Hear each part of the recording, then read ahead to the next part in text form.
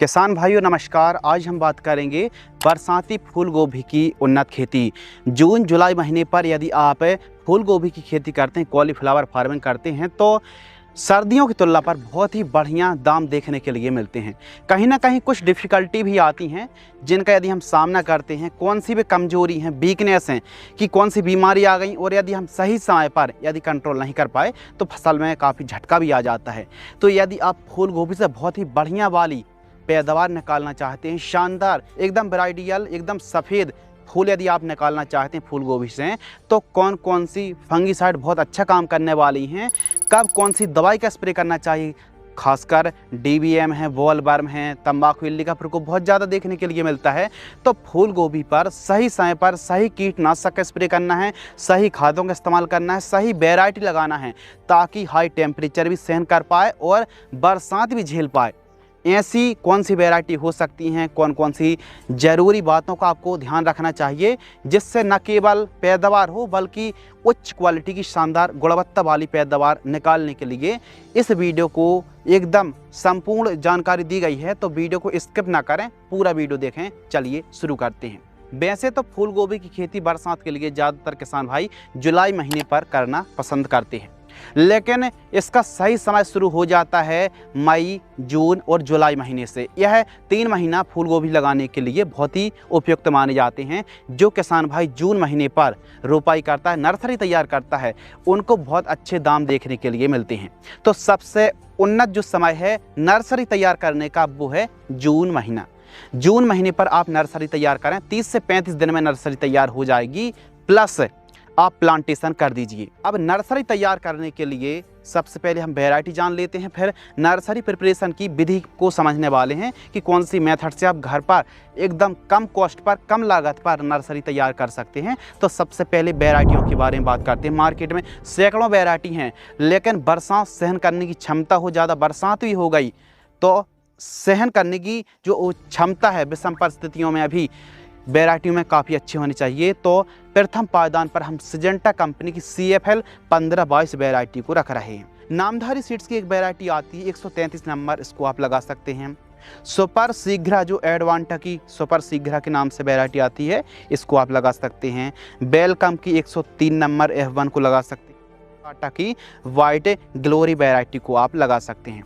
लेकिन ज़्यादातर जो अच्छा परफॉर्मेंस इस समय करने वाली है वो है CFL 1522। तो CFL 1522 को आप लगा सकते हैं। इसकी नर्सरी आप स्पेशल जून महीने पर तैयार कर सकते हैं।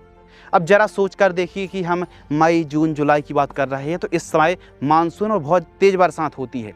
तो उन्हीं खेतों का चुनाव करें जहाँ पर जल भराव ना हो। बेड विधि से आपको फूल गोभी को लगाना चाहिए। भले आप मल्चिंग ड्रिप ना लगाएं, लेकिन आप बेड बना कर के यदि आप फूल गोभी को लगाएंगे तो पैदावार शानदार मिलेगी।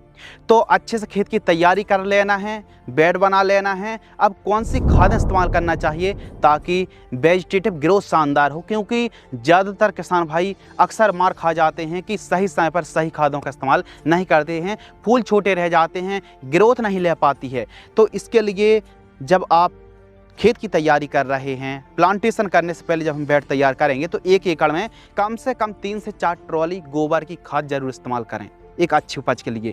SSP पाउडर फॉर्म वाली 2 बैग, DAP 30 किलोग्राम मात्र, और MOP muriate of potash 20 kilogram, और इमीडा क्लोरप्रिड 0.3% वाली जो दानेदार इंसेक्टिसाइड आती है 5 किलोग्राम। इन सभी को अच्छे से मिक्स करके 1 एकड़ में प्रयोग करें। नर्सरी तैयार करने की जो सही विधि है वो है प्लास्टिक प्रो ट्रे में आप नर्सरी तैयार करें। प्लास्टिक प्रो ट्रे में नर्सरी तैयार करेंगे तो जल्दी तैयार भी हो जाएगी और स्वस्थ पौधे रहने वाले तैयार यदि आप करते हैं। तो नर्सरी तैयार करने के लिए कुछ इस प्रकार वाइट या फिर ग्रीन शेड नेट खींच लीजिए, और इसके अंदर यानी प्लास्टिक प्रो ट्रे में आप वर्मी कंपोस्ट और जो कोकोपीट खाद आती है इनको अच्छे तरीके से भिंगो करके अच्छे से मिक्स करके आप बढ़िया मिक्सचर भर दीजिए और एक एक दाने की, एक एक बीज की बुआई कर दीजिए। लगभग आपको 1 एकड़ में 80 ग्राम से लेकर के 100 ग्राम सीड्स की रिक्वायरमेंट पड़ने वाली है 1 एकड़ के लिए। अब देखिए, जब आप वर्मी कंपोस्ट और कोकोपीट खाद नर्सरी तैयार कर रहे हैं घर में, तो आपको एक फंगीसाइड यूज करनी पड़ेगी इसी कॉम्बिनेशन के साथ, जिससे फंगस ना लगे, क्योंकि बरसात के दिनों पर फूल गोभी में फंगस बहुत आती है। तो इसके लिए थायोफेनेट मिथाइल बहुत अच्छा काम करेगी। तो मात्र 50 से 100 ग्राम इसी जो वर्मी कंपोस्ट और जो अपनी नारियल की खाद है, वर्मी कंपोस्ट, केंचुआ खाद, इनमें मिला करके बीजों को भर करके बढ़िया से आप नर्सरी तैयार कर सकते हैं। अब नर्सरी में हल्की हल्की धूप भी पड़ना बीच बीच में बहुत ज़्यादा ज़रूरी है। ऐसा नहीं कि एकदम प्लास्टिक प्रोट्रे रख दी तो रखी हैं, छाया भी ज़रूरी है और हल्की हल्की धूप भी ज़रूरी है, हवा लगनी चाहिए। तो फिर आपको एक स्प्रे करना है कम से कम 15 से 20 दिन की। जब आपकी नर्सरी हो जाए, हरी भरी, ज़्यादा जड़ें अच्छी मजबूत हों और बढ़िया तरीके से नर्सरी तैयार करने के लिए एक स्प्रे 20 दिन में कर दीजिए। रोगौर 1919 और रेडोमिल गोल्ड, इनका स्प्रे कर दीजिए। रोगौर आपको लेना है 20 ml, 1919 लेना है 50 ग्राम और इसके साथ रेडोमिल गोल्ड आपको लेना है 15 ग्राम। 15 लीटर पानी घोल करके स्प्रे करें, शानदार रिजल्ट देखने के लिए मिलेगा। यह बात नर्सरी की है। और बीच बीच में सही समय पर आपको सिंचाई तो करनी पड़ेगी। अब हमारी नर्सरी तैयार हो गई। नर्सरी तैयार के बाद हमको प्लांटेशन करना है शाम टाइम। हल्की नमी, बरसात के दिन है तो हल्की नमी रहे और आप प्लांटेशन कर दीजिए एक एक पौधे की। पौधे से पौधे की दूरी आपको 1 से 1.5 फुट रखनी है। और जो आप बेड तैयार कर रहे हैं ना, बेड मेकर है, फिर बेड राइजर से बेड तैयार करना है, तो बेड से बेड की चौड़ाई आपको सेंटर की दूरी रखनी है 5 फीट और बेड की ऊंचाई 1 फीट, बेड की चौड़ाई 3 फीट रखिए। तो एक बेड पर आपको डबल लाइन पर प्लांटेशन करना है, जिगजैग। तो एक बेड पर डबल लाइन आप प्लांटेशन करें। पौधे से पौधे की दूरी 1.5 फीट के आसपास रख सकते हैं। इस प्रकार 1 एकड़ में 16,000 से लेकर के 18,000 कम से कम आपको प्लांट की रिक्वायरमेंट पड़ेगी। इतने पौधे की आप रोपण करें, प्लांटेशन करें और पैदावार भी आपको शानदार मिलेगी। जैसे ही हमारी प्लांटेशन कंप्लीट होती है, हल्की सी या तो सिंचाई करें या तो फिर बरसात होती है तो फिर कोई दिक्कत की बात नहीं है, लेकिन ऊंचे स्थानों पर जल भराव ना होता हो, एकदम जैसे बरसात हुई पानी बाहर चला जाए, तो ऐसी भूमि का आपको चुनाव करना है। प्लांटेशन कंप्लीट हो गया। अब आप यदि 2 ड्रिंचिंग कर देते हैं तो यकीन मानिए ना गलने की समस्या आएगी और ना पीलापन की समस्या आएगी और ग्रोथ तो ऐसी रहेगी जैसे कि आपने सर्दियों के दिनों पर फूल गोभी को ग्रो किया हो।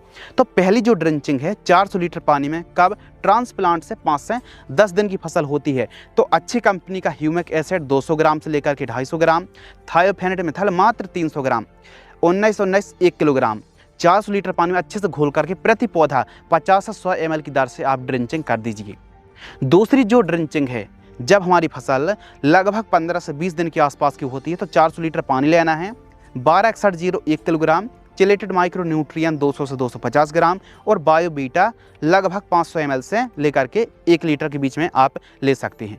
बढ़िया घोल करके आप ड्रिंचिंग कर दीजिए। इससे क्या होगा, जो जड़ें हैं वो मिट्टी को जल्दी पकड़ेंगी, ज़्यादा बरसात होने पर भी गलन की समस्या नहीं आएगी और जो न्यूट्रिशन, जो ही पोषक तत्वों की आवश्यकता है इस घोल से पूरी होने वाली है। तो ज़्यादा महंगे नहीं हैं, लेकिन इस 2 ड्रिंचिंग के जो रिजल्ट है ना वो शानदार मिलेंगे। अब बारी आती है फूल गोभी की फसल पर स्प्रे शेड्यूल, जो कि इस वीडियो का सबसे मेन पॉइंट है।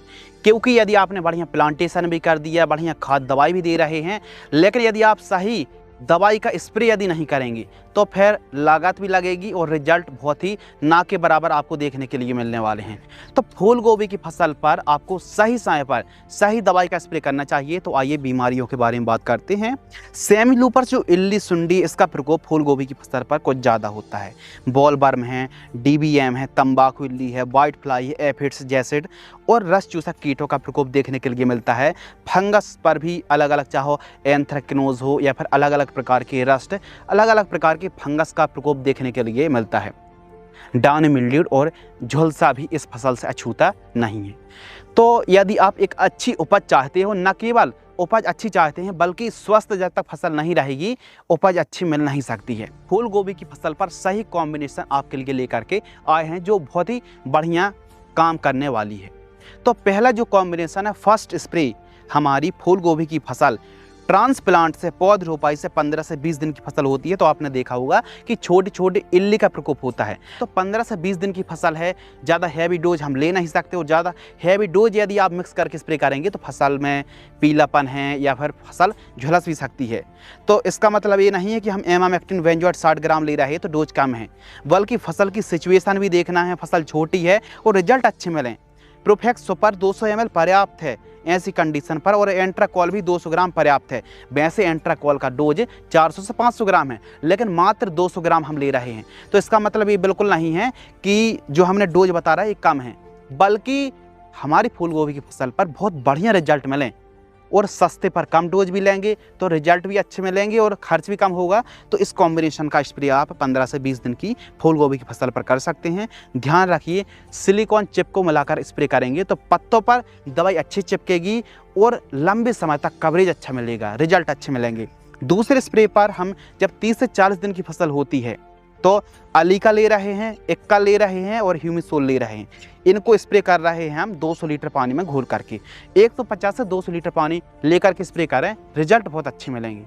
जबकि जो तीसरा स्प्रे है, थर्ड स्प्रे, जब हमारी फूल गोभी की फसल ट्रांसप्लांट से 50 से 60 दिन की फसल होती है तो अदामा की कस्टोडियो बहुत अच्छा काम करती है। हमने बरसाती फूल गोभी खेती की है और कस्टोडियो जो फंगिसाइड है, इसमें जो बेहतरीन 2 साल्ट हैं, इनका स्प्रे हमने फूल गोभी की फसल पर करके देखा है, बहुत ही लाजवाब रिजल्ट देखने के लिए मिला है। इसी के साथ एक्सपोनस ले रहे हैं, FMC की केजबू ले रहे हैं। यह एकदम सफ़ेद फूल को बनाने में, अच्छी पैदावार निकालने में और ठोस फूल को बनाने में एकदम सफ़ेद, यह केजो बहुत अच्छा काम करती है। इसके रिजल्ट बहुत शानदार आते हैं। वैसे तो मार्केट में अलग अलग प्रोडक्ट भी हैं, तो इनको 150 लीटर पानी घोल करके स्प्रे करें। फोर्थ स्प्रे 80 से 90 दिन की फसल होती है तो इस समय 13-0-45 अच्छा काम करेगी। एमामेक्टिन बेंजोएट और कराटे आप मिक्स करके स्प्रे कर सकते हैं। तो केवल फूल गोभी की फसल पर 4 स्प्रे की आवश्यकता होती है, 4 स्प्रे पर। अब यदि रोग बीमारी का प्रकोप कम है तो 3 स्प्रे पर भी काम चल जाएगा और बढ़ता है तो फिर इल्ली वाली दवाइयों का स्प्रे करना पड़ेगा। तो थोड़ा सा जानकारी आपको, यदि फूल गोभी खेती कर रहे हैं, यह सुनकर आपको खुशी भी होगी और जानकारी मिलेगी। यदि मान लो इल्लियों का प्रकोप होता है तो इनमें से कोई एक कीटनाशक, एक्सपोनस, ग्रासिया, ट्रासेड, कोराजन, एम्प्लीगो या फिर एविसेंट में से कोई भी यदि इल्ली का प्रकोप बढ़ता है तो इनमें से किसी भी दवाई का स्प्रे किया जा सकता है। फर्टिलाइजर शेड्यूल, फूल गोभी की फसल पर सही समय पर सही खाद देना जरूरी है। पहली खाद में हम ले रहे हैं फेरस सल्फेट, मैग्नीशियम सल्फेट और यूरिया खाद ले रहे हैं। यूरिया खाद 20 kilogram, ferrous sulphate 10 kilogram, magnesium sulphate 5 kilogram. कब? जब हमारी फसल 20 से 22 दिन की हो तो इसको जड़ों से 2 इंच दूर खोद करके आप सिंचाई के साथ इस्तेमाल कर सकते हैं। जबकि सेकंड खाद 30 से 40 दिन की फसल होती है, MOP, सागरिका, माइक्रोन्यूट्रिएंट और हम यूरिया खाद ले रहे हैं। तो केवल 2 खाद देने की आवश्यकता है। फूल गोभी की फसल पर जो डोज है वो प्रति एकड़ की दर से है। अब लागत, लाइफ साइकिल और मुनाफा के बारे में भी बात कर लेते हैं। तो लागत 1 एकड़ में 30,000 रुपये से लेकर के 35,000 रुपये तक लागत लग जाती है।